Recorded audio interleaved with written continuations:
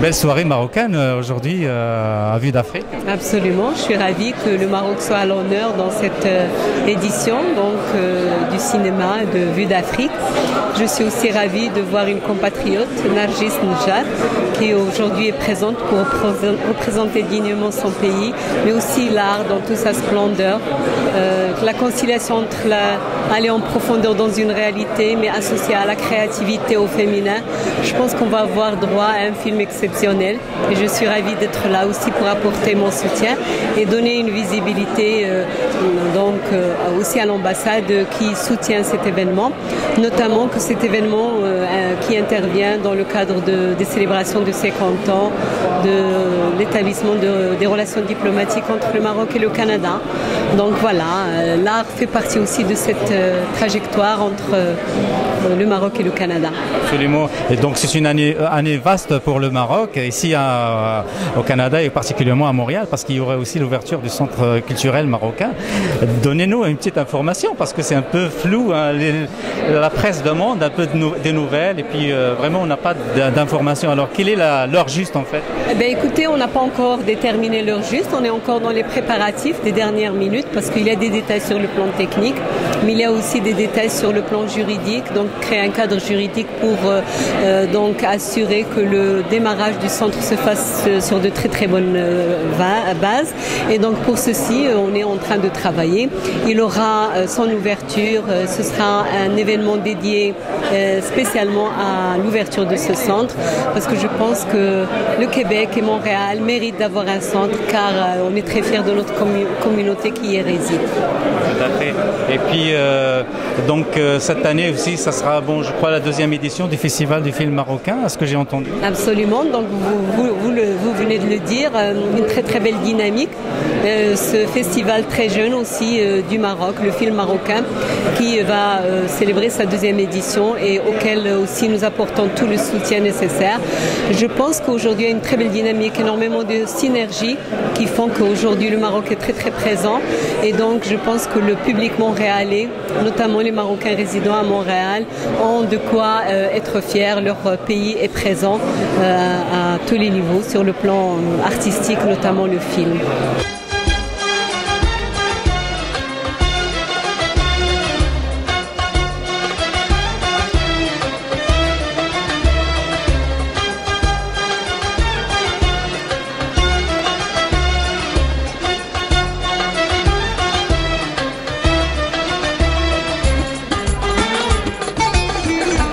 Avec un immense plaisir qu'on assiste ce soir à la projection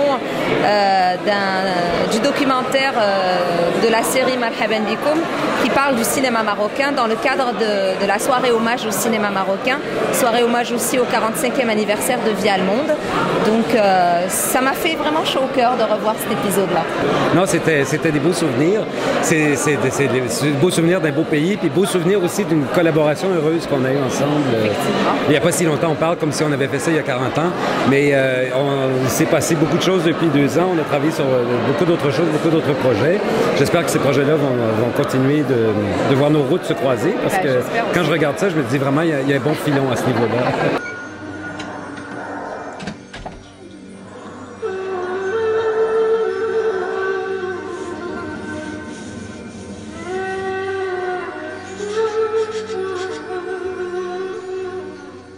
مرحبا بكم.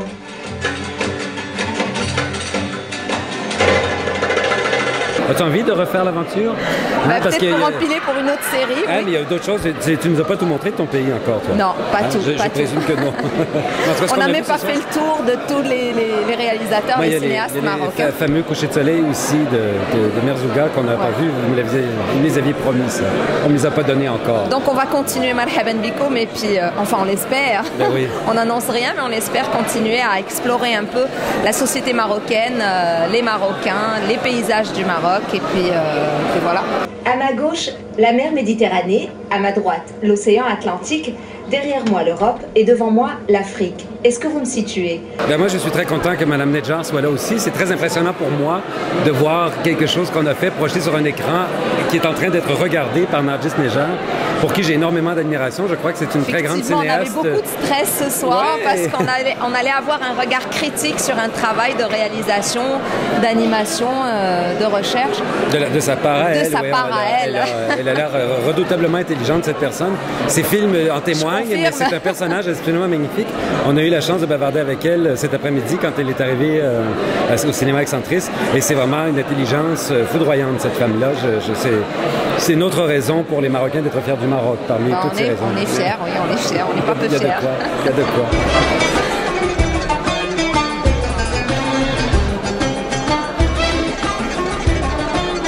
Ce soir, c'est un grand soir.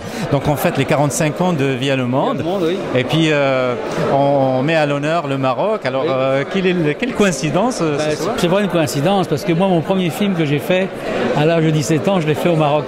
J'ai fait un portrait d'enfant dans le sud du pays qui travaillait avec son âne et puis qui était porteur d'eau. Et on est devenus très amis. C'était dans la région de Ouarzazate justement. Et ça a été le premier film que j'ai fait au Maroc. Et ensuite, j'en ai fait d'autres sur le développement du pays, sur la marche verte, des choses comme ça. Oui. Oui. Vous avez des documents sur la marche? Bien sûr, oui. Ah, je viendrai les chercher. Là. Voilà, ça remonte à loin, là, mais... Ça, je viendrai les chercher, là. Oui. Et puis comme on l'a fait, on vient de terminer nos 15 heures d'émission Marabam Bikoun sur le Maroc, après très, très beau travail. 2 ans de travail, qui est passé sur TV5, qui va être diffusé bientôt en Europe aussi. Oui. Alors on a pensé que 45 ans convergeaient vers ce moment important de présenter le Maroc ce soir à Vue d'Afrique, parce que Vue d'Afrique aussi est beaucoup aidé par le Maroc, par l'ambassadeur du Maroc et puis par Royal Air Maroc. Donc on est content d'être là et puis un beau partenariat en fait. Absolument. Puis on a d'autres projets, on va continuer à travailler au Maroc, c'est sûr.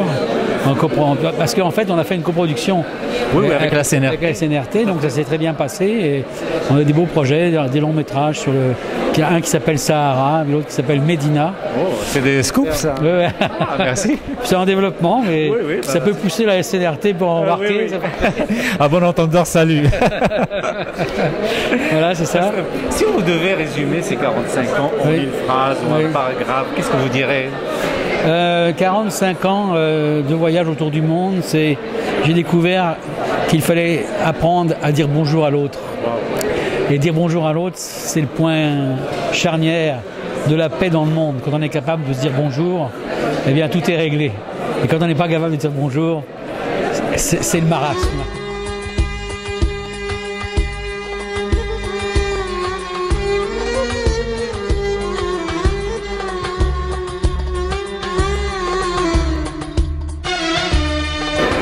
Eh bien, moi, je peux vous dire que j'ai connu Daniel au moment où il entrait au Québec, au moment de l'Expo 67. Et je l'ai retrouvé parce qu'il cherchait un contact avec le chef des émissions jeunesse. Je l'ai dirigé. Ça lui a pris un bon moment, mais c'est un homme qui enfonce les portes quand il en a besoin. Et je l'ai retrouvé quelques années plus tard, quand j'ai, moi, été le directeur des émissions jeunesse.